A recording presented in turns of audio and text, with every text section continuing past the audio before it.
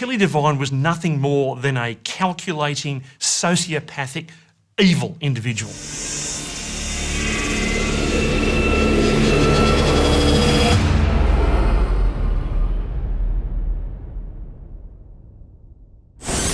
Matilda Mary Twiss was born into poverty in the London slum of Camberwell in 1900. Growing up in squalor, she and her family lived on the edge of starvation and penury. So to survive, young women like Tilly were forced to sell the only thing they had, their bodies. As a child prostitute, Tilly soon learnt that London's wealthy gentlemen, so dignified in their frock coats and top hats, had the greatest appetite for her wares. Jim Devine was an appalling individual.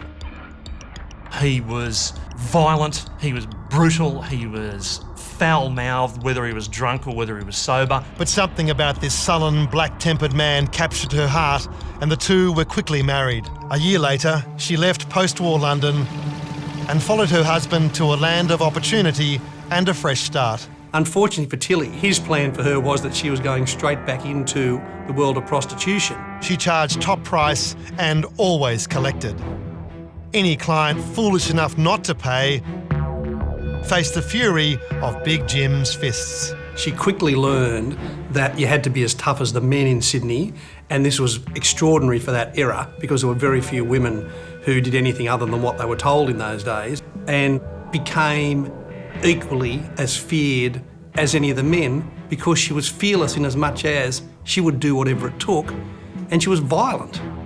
She was sentenced to 2 years in Long Bay Jail for slashing an enemy's face with a razor while he sat in a barber's chair. When she emerged 2 years later, she planned to put herself at the top of Sydney's underworld. At the time, it was illegal for men to live off the earnings of prostitutes or to run brothels.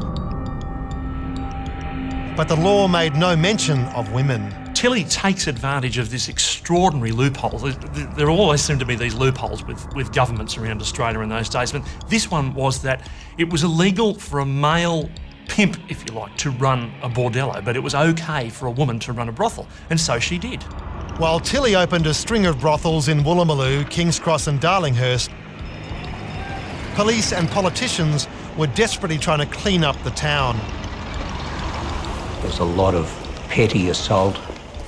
There were a lot of returned soldiers themselves, young men who were addicted to drugs, particularly cocaine and morphine, which had begun in military hospitals but was continued in civilian life.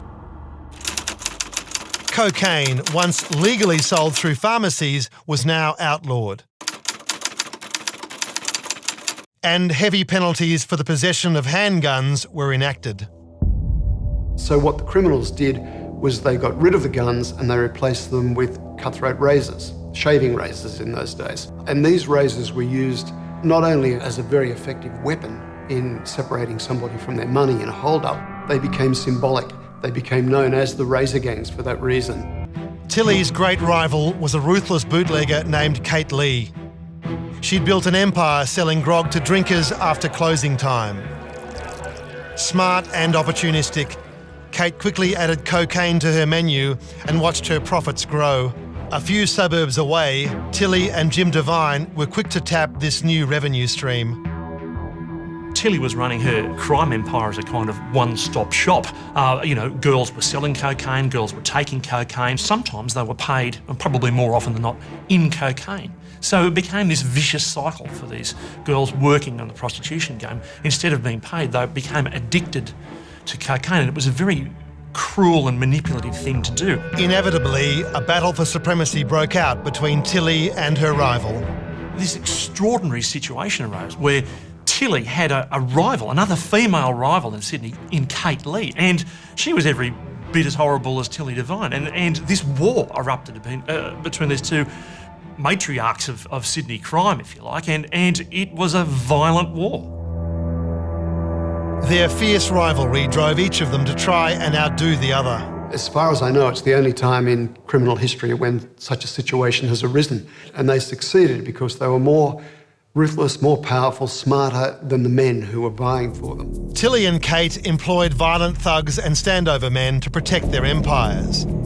They were called the Razor Gangs, and when they met in the streets, there was bloodshed. She beat a girl repeatedly on the face with her fist, which was covered in diamond rings, and lacerated her quite badly. She slashed other girls who worked for her. She was terrifying. She was so wealthy she could have retired at age 30, 31 without too many problems. But she kept throwing herself back into the fray. Tilly's empire, built on prostitution, cocaine and stealing from clients, boomed with the outbreak of World War II. The outbreak of World War II signified the end of the Great Depression. So all of a sudden, the economy had a massive boost. There was money about, and Sydney was again awash with soldiers. She had brothels opening up and she had girls working around the clock. The end of the relationship for Tilly Devine and Big Jim Devine comes in 1948. She finds Big Jim in bed with another woman, and this is the end. She basically tells Jim to get out. He leaves the house, and mysteriously, 2 days later, he is suddenly attacked in the street and slashed with a razor, and everybody knows who arranged it. Decades of abuse came to an end when she filed for divorce.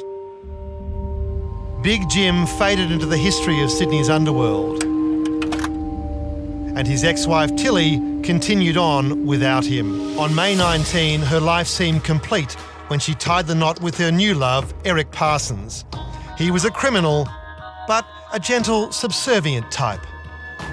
And Tilly, of course, who has all the notoriety, all the publicity, all the power and all the money at this stage, basically rules the roost in that relationship, but she's still gone back into the criminal milieu to find her next partner. In an ironic twist to this tale, Tilly, once the battered wife, turned into the oppressor, as her nephew, Dr. George Parsons, explains.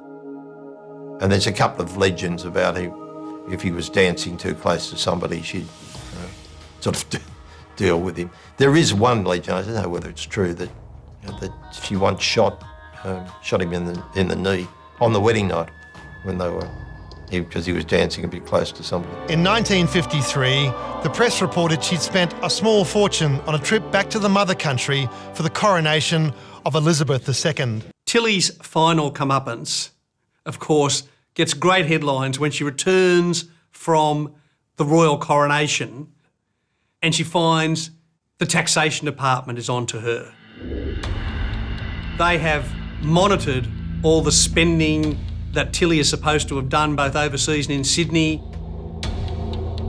Decades of tax evasion had finally caught up with her. She made it known fairly generally that she'd spent £20,000 on this trip back to England.